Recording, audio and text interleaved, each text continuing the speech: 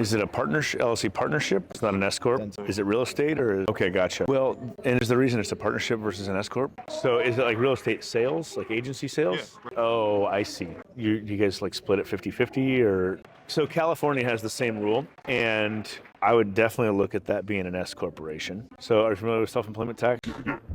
Yeah, exactly. That's why. So self-employment tax is your portion of Social Security and Medicare as a self-employed individual. So if you ever had a W-2 paycheck and you look at your pay stub, see you're making 10 grand a month. You're not taking home 10 grand a month, right? So you have an amount taken out for income tax and then Social Security and Medicare. That Social Security and Medicare is about 7.5% that your employer withholds from you. And then they match another 7.5% that they have to pay out of their pocket. 15% goes to Uncle Sam in the form of payroll taxes. When you go and start your own thing, there's no one to withhold that 7.5%. There's also no one to match it, but the IRS still wants their 15%. So that's where self-employment tax comes in. But you break even and max out on Social Security for what you pay in for taxes at about 50 grand a year of earnings. So if you elect to be taxed as an S corporation, instead of paying 27 grand a year a piece on self-employment tax, pay yourselves a reasonable salary of say 50 or 60, and you only pay 8 to 9 grand each.